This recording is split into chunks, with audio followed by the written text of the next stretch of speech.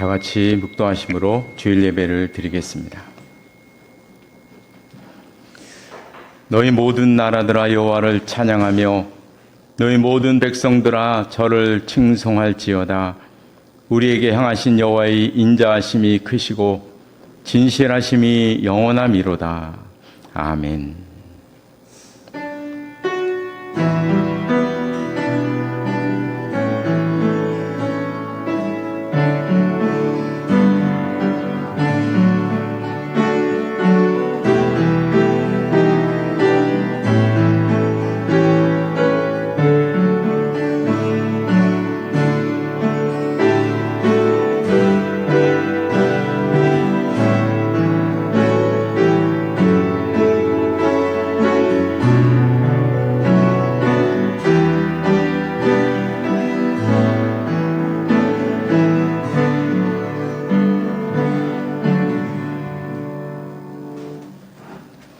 모두 일어나셔서 찬송가 10장 부르시겠습니다. 찬송가 10장입니다.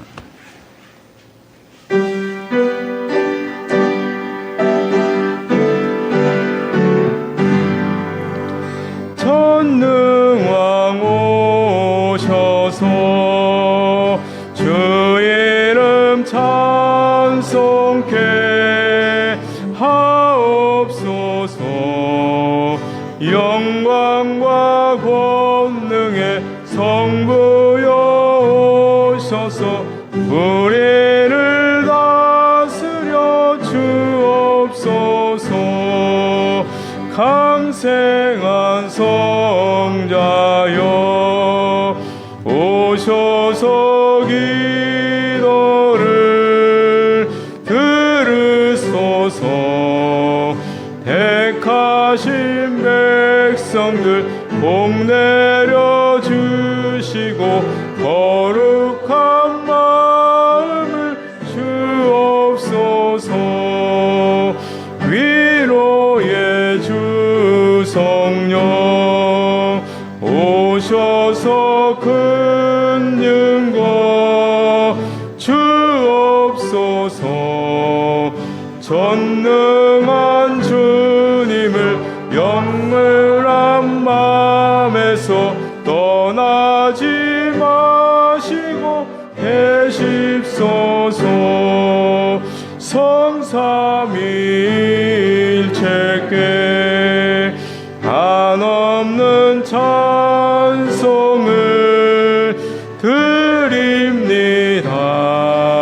존귀한 주님을 영광 중배옵고 영원히 모시게 하옵소서.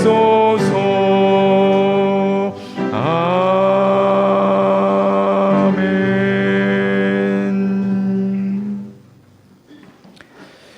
교동문은 30번입니다. 교동문 30번 시편 67편 말씀입니다.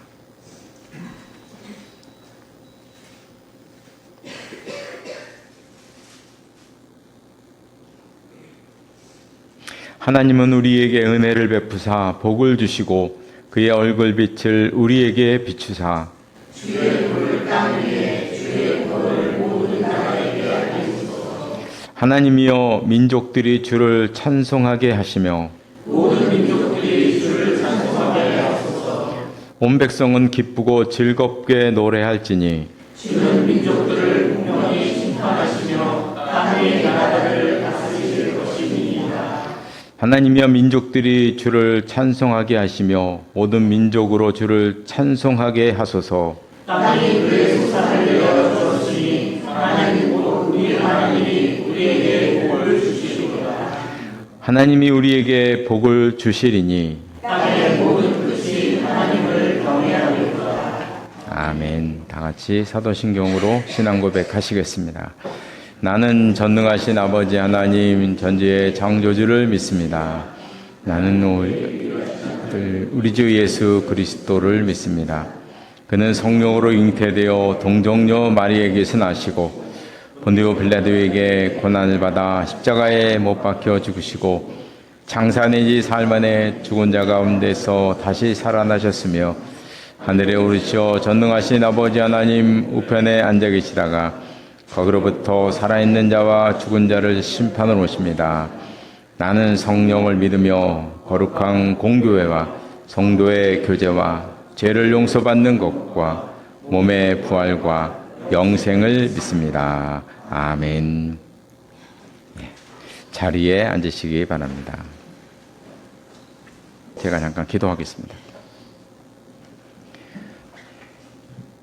오늘도 살아계셔서 우리와 함께 하시는 하나님 아버지, 한 주간 동안도 날개 아래 품어주셨다가 오늘 저희들 불러주시고 함께 모여 예배드릴 수 있도록 인도하시니 감사를 드립니다.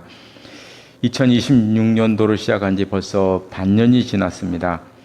갑작스러운 중동 전쟁으로 인해 온 세계가 혼란을 겪었고 유가 상승으로 인한 경제가 어려운 가운데 있었지만 이제 어느 정도 진정할 수 있도록 인도하시니 감사를 드립니다.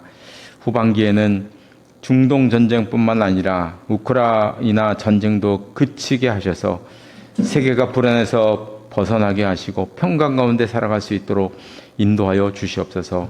남은 반년 동안은 저희를 또 열심히 살게 하시고 있는 자리에서 하나님의 사랑하심과 위로하심을 느끼며 살아갈 수 있도록 인도하여 주시옵소서. 무엇보다 저희 교회가 하나님께서 기뻐하시는 교회, 말씀이 살아있고 참다운 평강과 안식이 있는 교회가 될 수 있도록 함께하여 주시옵소서. 이 시간 저희들도 말씀을 듣기로 합니다. 주시는 말씀에 화답하며 살아가는 저희들 될 수 있도록 인도하여 주시옵소서. 예수님의 이름으로 기도드리옵나이다. 아멘.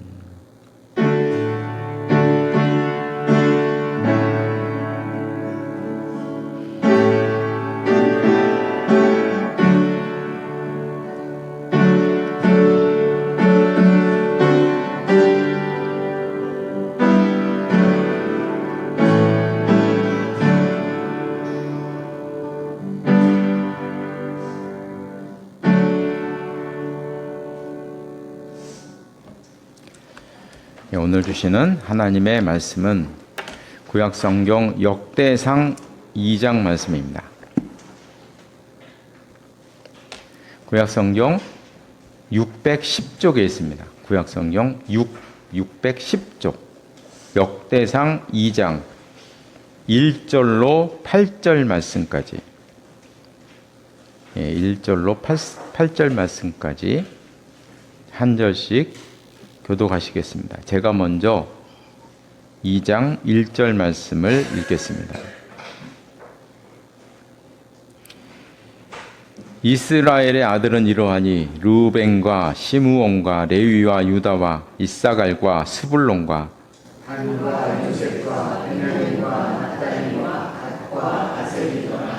유다의 아들은 에루와 오난과 셀란이 이 세 사람은 가나안 사람 수아의 딸이 유다에게 낳아준 자요 유다의 맏아들 에르는 여호와 보시기에 악하였으므로 여호와께서 죽이셨고 유다의 아들이 다만이 유다에게 베레스와 세라를 낳아주었으니 유다의 아들이 모두 5이더라. 베레스의 아들은 헤스론과 함무리오 세라의 아들은 수리와 에단과 헤만과 갈볼과 다란이 모두 6사람이며 갈미의 아들은 아갈이니 그는 진멸시킬 물건을 범하여 이스라엘을 괴롭힌 자이며 에단의 아르는 아사랴더라. 아멘.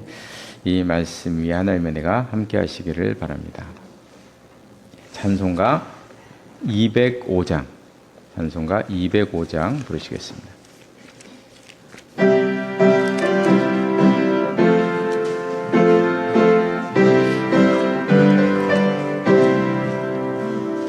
주 예수 크신 사랑 늘 말해주시오. 나 항상 듣던 말씀 또 들려주시오. 점해지 않은 천국 주 예수 계신 곳 나 밝히 알아듣게 또 들려 주시오.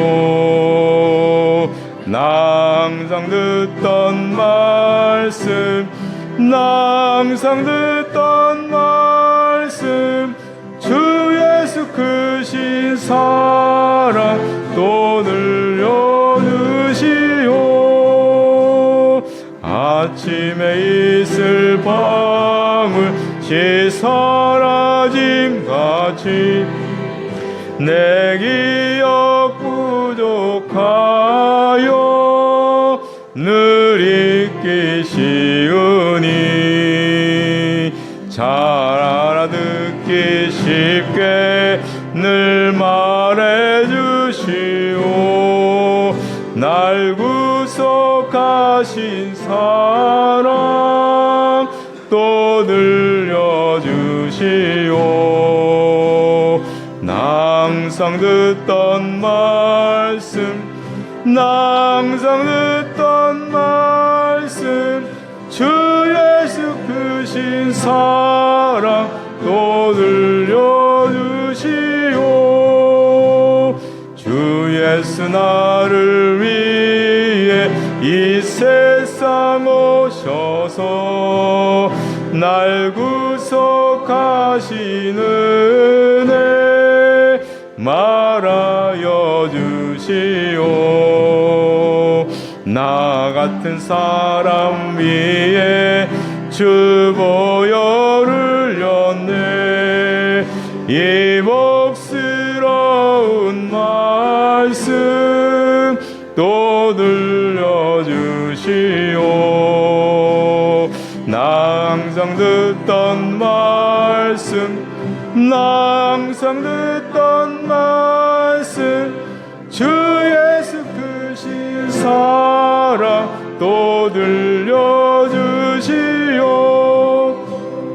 이 세상 헛된 영화 날 미혹할 때에 주 예수 크신 사랑 늘 늘려주시오. 천국의 빛난 영광 내 눈에 비칠 때 주 예수 크신 사랑 또 들려주시오. 나 항상 듣던 말씀, 나 항상 듣던 말씀, 주 예수 크신 사랑 또 늘려주시오.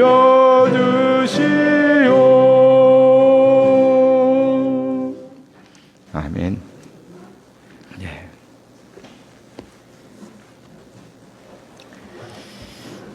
우리 반주하신 분들을 위해서 다시 한번 박수를 한번 해주세요.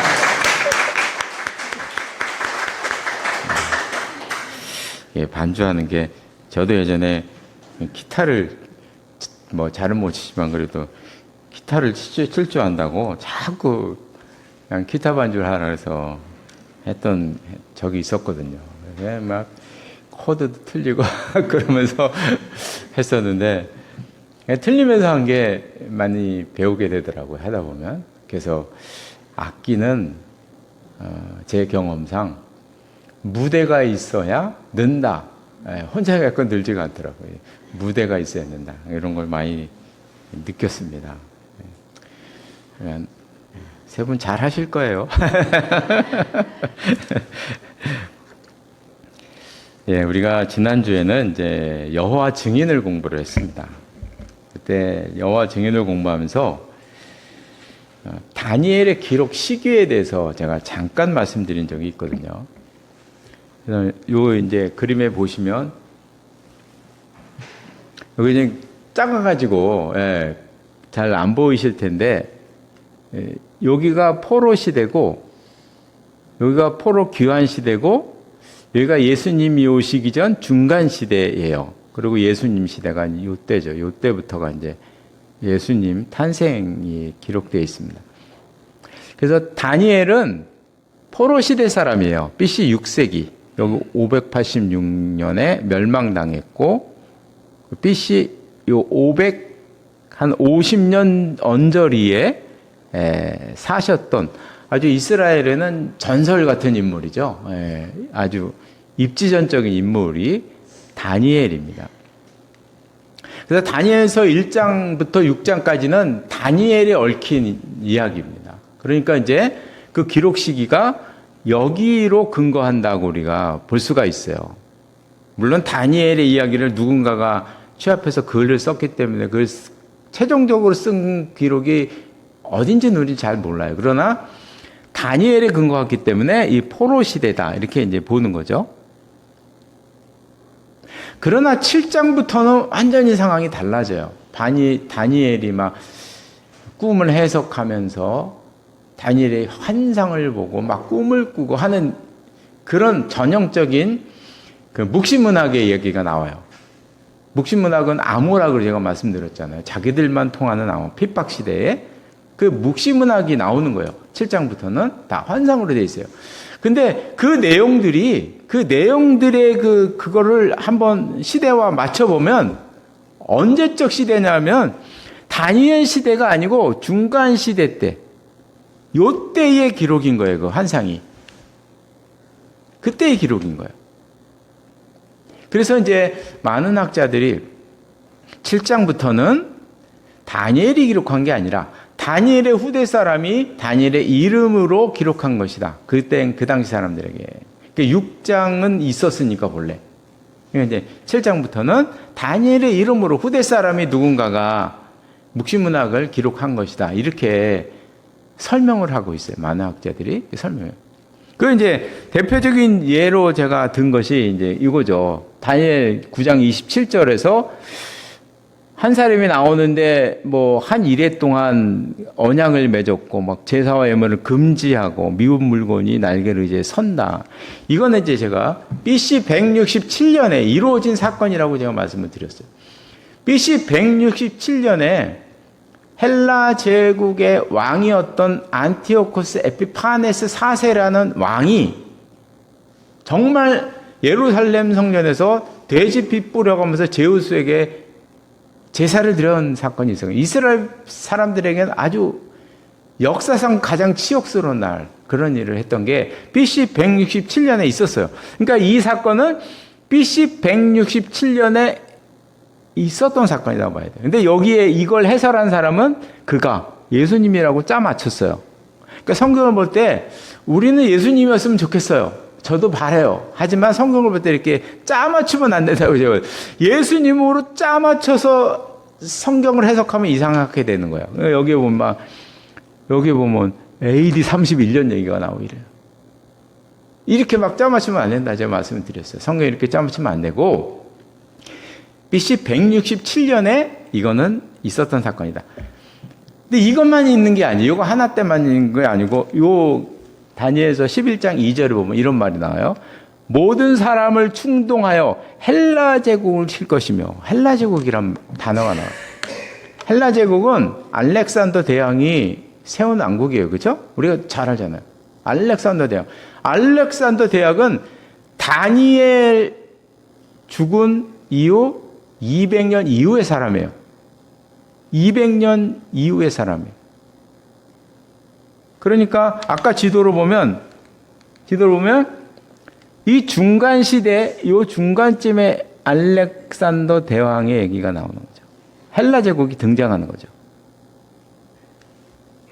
그러니까 이제 이런 것들을 이렇게 봤을 때 우리가 다니엘이 이 포로 시대에 살던 다니엘이 200년 이후에나 나오는 헬라 제국의 이름까지도 나라 이름까지도 예언했겠냐? 이렇게 보는 게 맞냐? 아니다.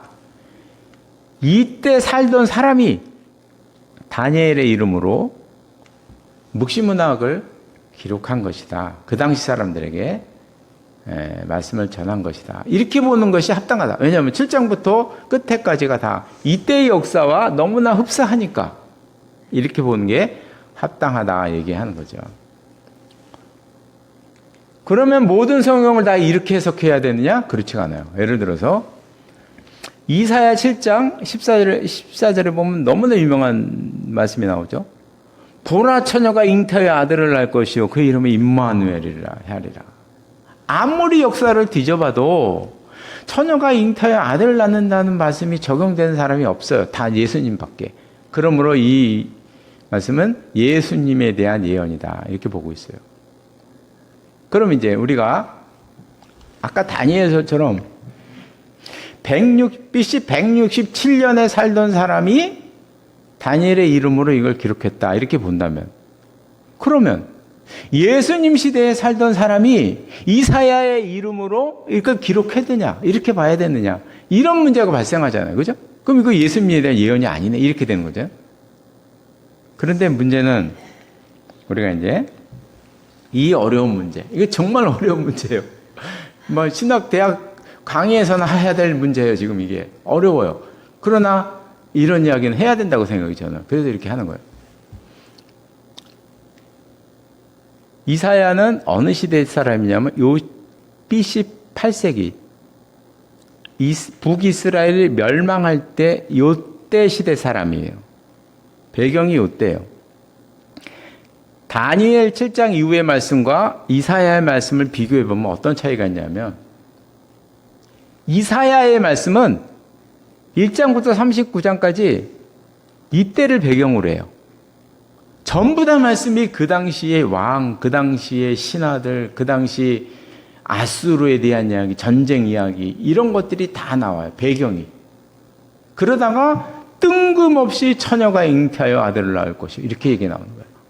전체 배경이 다 BC 8세기인데 뜬금없이 처녀가 잉태하여가 나오는 거예요. 그러므로 이건 예언이다, 이렇게 보는 거예요. 근데 다니엘은 완전히 반대예요. 모든 말씀이 7장부터 끝에까지 모든 말씀이 다 BC 300에서 BC 150년까지의 모든 역사를 가리키고 있어요. 배경이 다 그렇게 얘기해요. 환상으로 얘기했지만. 그런데 뜬금없이 다니엘의 이름이 붙은 거예요. 그러니까 이사야와 다니엘이 완전히 달라요.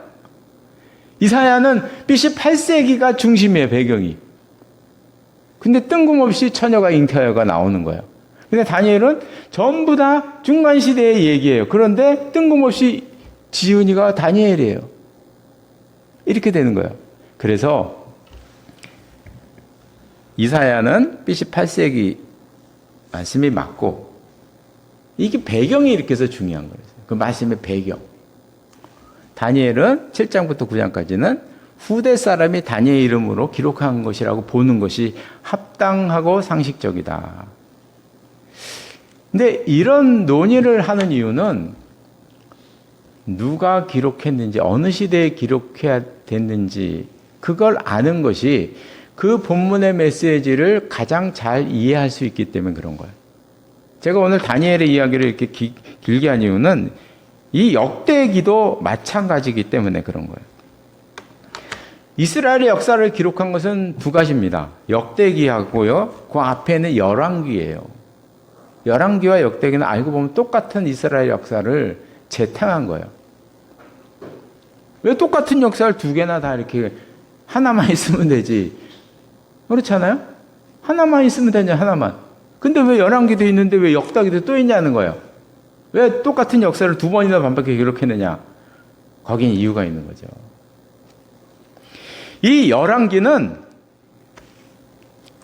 이 기록을 한 저자가 그때그때, 왕이 죽으면 그때그때, 우리나라의 조선왕조실록 같은 그런 글이에요. 그때 기록한 것을 쭉 모은 것이 열왕기서예요. 왕마다 기록한 사람은 다르겠죠, 그죠? 그렇게 이제 기록한 것이에요. 그게 이제 열왕기예요, 열왕기. 그런데 역대기는 많이 달라요. 이 역대기는 어떤 한 사람이 열왕기서를 참고해서 어떤 의도를 가지고 처음부터 끝까지 한 사람이 쫙 집필을 한 거예요. 그러니까 역사책이에요. 역사책. 그러면 누가 기록했느냐? 그거는 이제 이구동성으로 얘기하죠. 이것을 기록한 사람은 에스라밖에 없다. 에스라예요, 에스라. 네. 율법학자 에스라. 그리고 언제 기록했느냐?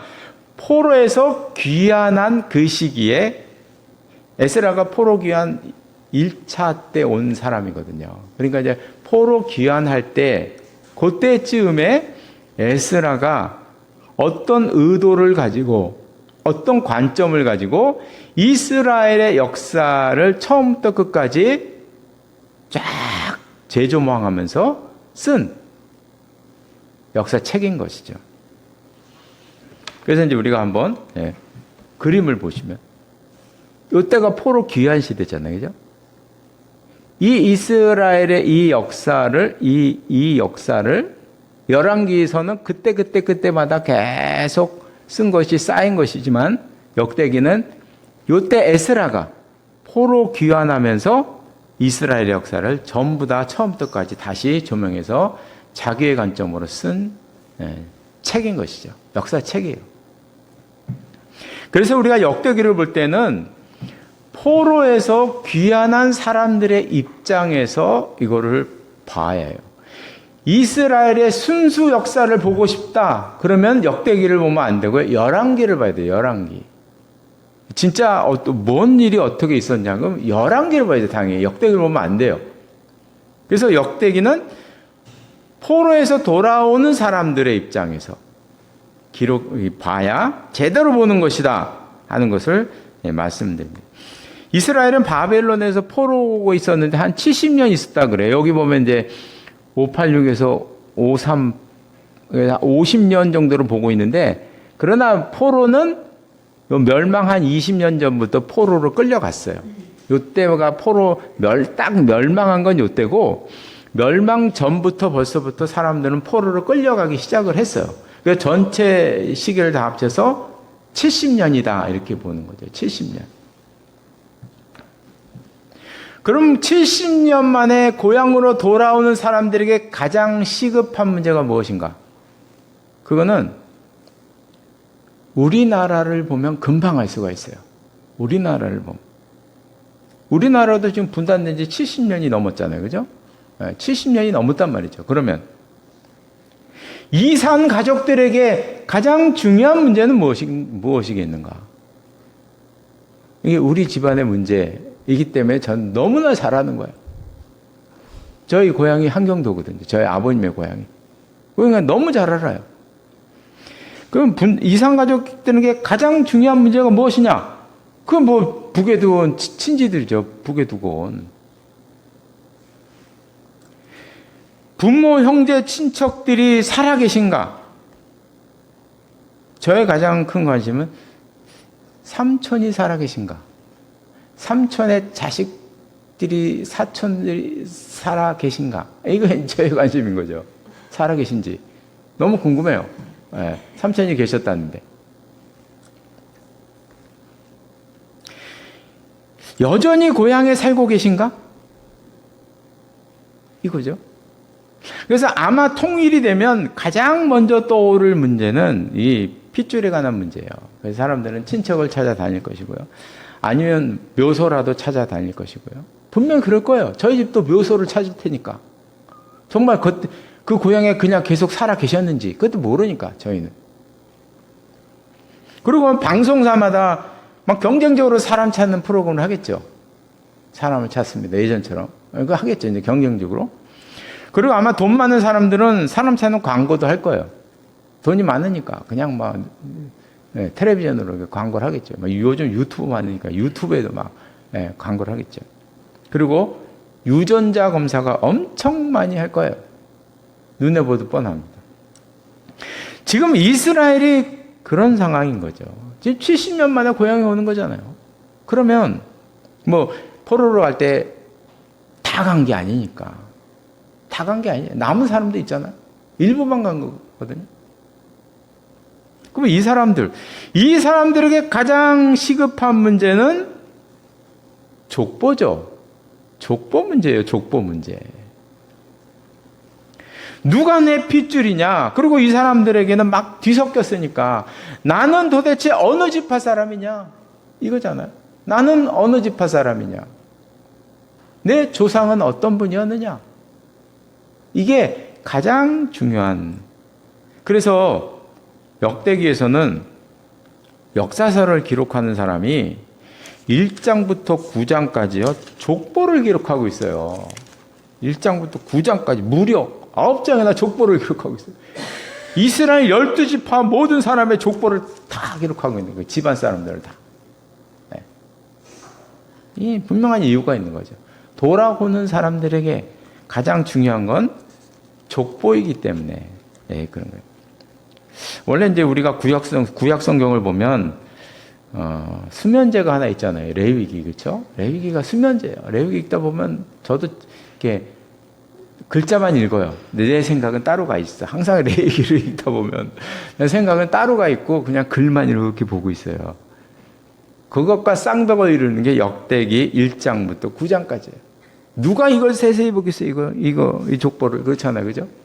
완전히 수면제죠. 우리는 수면제이지만 이 당시에 이스라엘 사람들에게는요,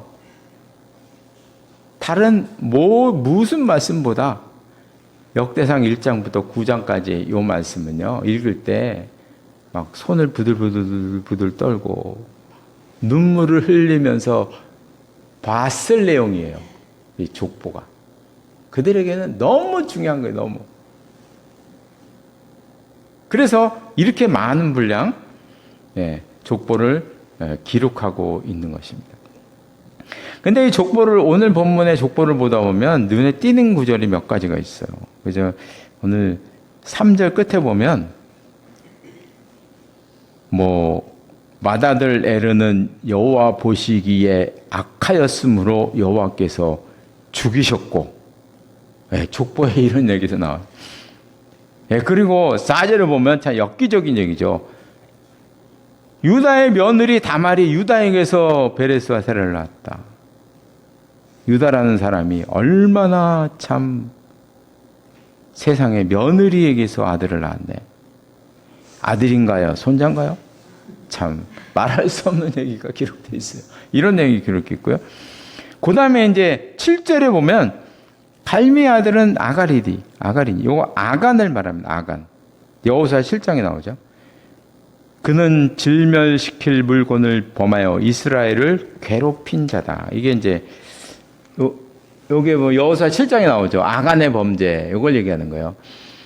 그래서 이스라엘이 범죄하여 내가 그들에게 명령한 나의 언약을 어겼으며 또한 그들이 온전히 바칠 물건을 가져가고 도둑질하고 속였다. 이게 아간이 이렇게 했다는 얘기죠. 아간 한 사람이 하나님의 언약을 어겨서 너무나 많은 사람이 심판받고 그 벌을 받았잖아요. 죽었잖아요. 그리고 아간 자신도 비참하게 죽었어요. 그 이야기를 지금 여기서 하고 있는 거거든요. 이 내용을 보면 한번 후손이 이걸 읽었다고 생각을 해보세요. 후손이 지금 읽는 거예요. 손 부들부들 떨면 우리 조상은 어떤 사람인가 하면서 이거를 막 뒤다보면서 눈에 불을 켜면서 보는데 우리 조상이 하나님 보세요. 악해서 막 죽임을 당한 조상이 있네. 우리 조상의 어떤 사람은 며느리에게서 아들을 낳았네. 이런 말도 안 되는. 우리 조상성 아간은 막 이스라엘 자체를 막 흔드는 범죄를 저질렀네. 이런 얘기들이 나오는 거죠. 그래서 이 내용들을 보면 이거는 단순한 족보가 아니다. 에스라는 단순한 족보를 쓰려면 이런 내용은 족보에 안 쓰잖아요. 그렇죠? 누가 족보에 이런 내용을 쓰겠어요? 이건 역사입니다. 족보이지만 역사이기 때문에 아주 세밀하게 이런 것까지도 기록하고 있습니다. 그리고 이제 1장에는 우리가 읽지 않았지만 이스라엘 족보를 기록하기 전에 3개의 족보가 기록되어 있어요. 1절에 보면 1장 1절에 보면 아담부터 시작해서요. 그 다음에 이제 17절에서는 그 범위를 좀 좁혀서 셈의 자손의 얘기가 나오고, 그런 다음에 이제 마지막으로 27절부터가 이제 비로소 아브라함, 이스라엘의 조상 아브라함의 이야기가 나옵니다. 이 족보가 우리에게 말씀하시는 것은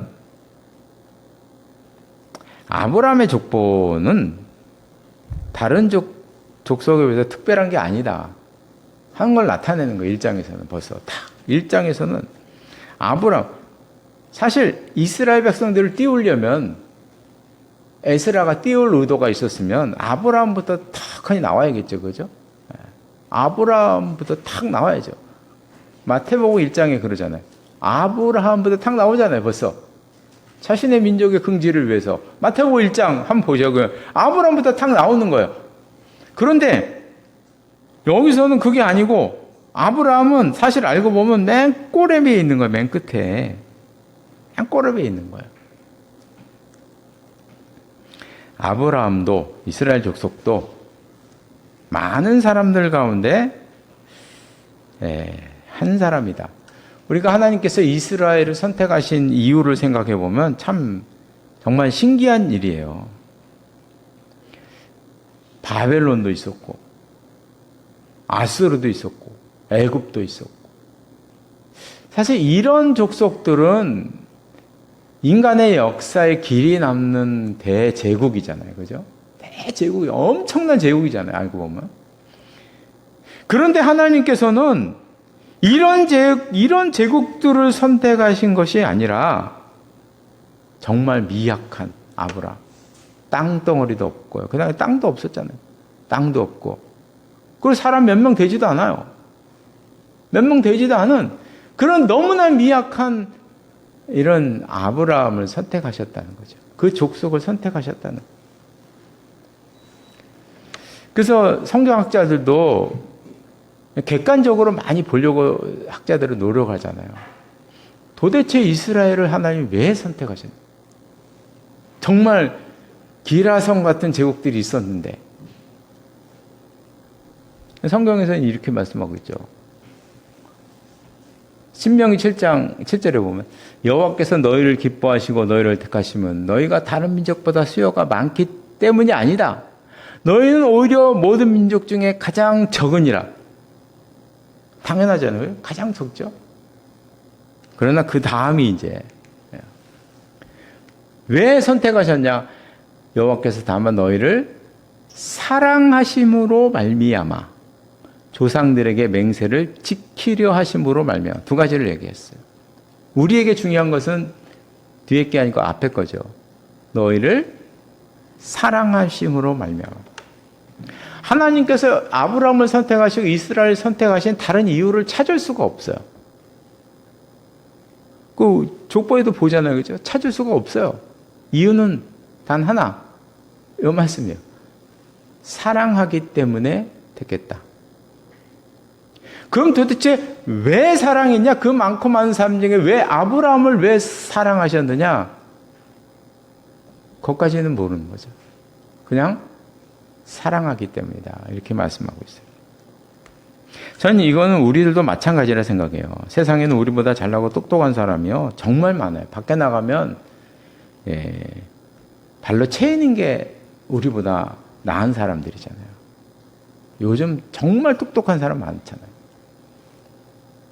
그런데 하나님께서는 부족한 우리를 선택하셨다. 왜 선택하셨냐? 이유를 모르는 거죠. 그죠? 사랑하기 때문이다. 사랑하기 때문에 이렇게 말씀하십니다. 그래서 우리가 성경의 복음, 성경 66권을 좁히면 사도신경이라고 우리가 보잖아요. 그죠? 근데 사도신경을 더 좁혀서 한 줄로 만들면 그건 이제 하나님은 당신을 사랑하십니다. 요 말씀이거든요. 그러니까 성경 66권을 관통하는 복음의 메시지를 한 줄로 말하면 하나님은 당신을 사랑하십니다. 이거거든요. 그래서 이런 족보를 통해서도 그 하나님의 사랑을 우리가 느끼시기를 바랍니다. 이제 말씀을 정리하겠는데요. 제가 초등학교 다닐 때였어요. 제가 초등학교, 저희 때는 국민학교죠. 국민학교 다닐 때인데 교실 앞에는 항상 지도가 걸려 있었어요. 제가 초등학교 저학년 때 기억이 나요. 제가 그 장면이 이 왼쪽 칠판 그 옆에 지도가 하나 늘 이렇게 있었어요. 그냥 우리나라 지도였어요. 근데 제가 초등학교 저학년 때는요, 저는 그 지도가 세계 지도인 줄 알았어요. 네, 그건 세계 지도인 줄 알았어요. 그래서 저는 그 지도를 볼 때마다 가운데 있는 서울이 저는 우리나라고, 저 위에 있는 저 평안도가 이제 중국이고, 한경덕 쪽이 이제 그 소련이고, 그때 소련이고, 그리고 뭐 강원도가 뭐 일본쯤 되고, 그 밑에 이제 영국이고 프랑스고, 그때 우리가 아는 나라들은 이제 그런 나라들이니까 그런 나라인 줄 알았어요. 그 지도인 줄 알았어요. 저는 진짜로. 근데 이제 초등학교 고학년이 딱 되니까 진짜 세계대적 지도가 쫙 나오네. 쫙 나오는데 제가 그 순간을 잊지를 못해요. 우리나라가 보이질 않네. 저는 그때 우리나라가 이 세상에 이렇게 작았나? 부끄럽더라고요.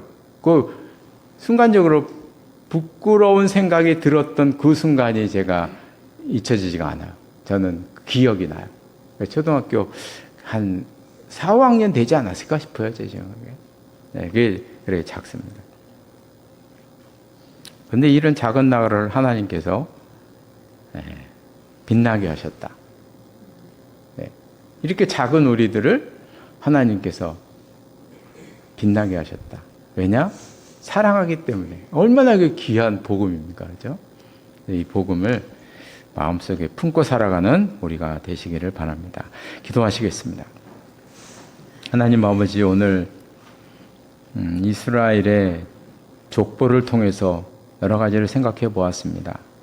우리는 따분한 말씀이지만 포로에서 귀환하는 이스라엘 백성들은 정말 손을 떨면서 눈물을 흘리면서 읽을 수밖에 없었던 그런 족보였다는 것을 생각해 봅니다. 이 족보 가운데서도 정말 미약한 아브라함을 사랑하셔서 선택하셨다는 그 하나님의 사랑을 다시 한번 생각해 봅니다. 그 아브라함뿐만 아니라 우리 자신도 미약하지만 하나님께서 사랑하셔서 우리를 선택하셨다는 그 사실을 보게 되었습니다. 그 하나님의 사랑을 늘 마음속에 품고 살아가는 저희들의 삶이 될 수 있도록 인도하여 주시옵소서. 예수님의 이름으로 기도드리옵나이다. 아멘. 모두 일어나셔서 찬송가 419장 부르시겠습니다.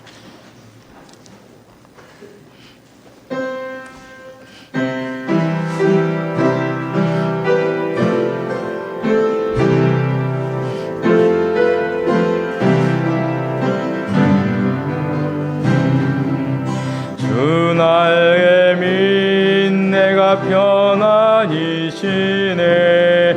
밤 깊고 비바람 불어쳐도 아버지께서 날 지켜주시니 거기서 편안히 쉬리로다.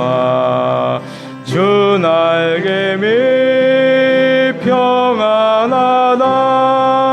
그 사람 끈을 짜니뇨. 주 날개민 내쉬는 영원히 거기서 살리.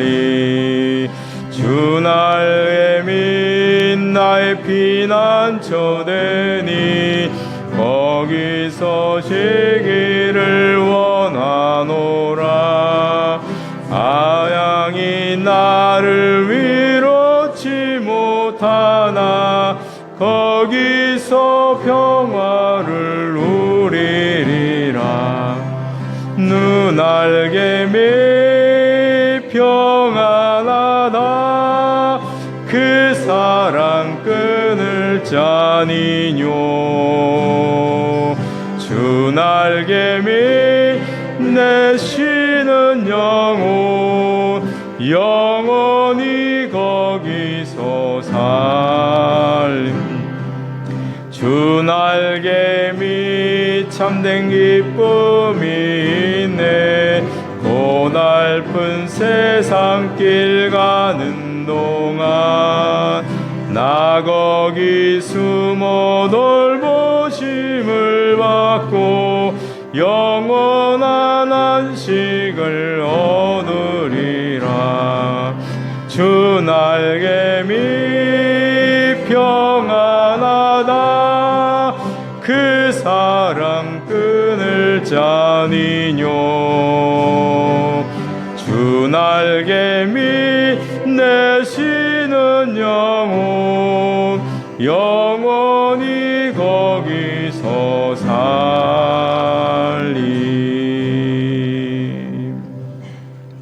기도하시겠습니다. 지금은 우리 주 예수 그리스도의 은혜와 하나님 아버지의 극진하신 사랑하심과 성령의 교제하심과 교통하심이 이 자리에 나서 예배드린 귀한 하나님의 사람들과 가정과 기업 위에 항상 함께 하시기를 간절히 축원하옵나이다. 아멘.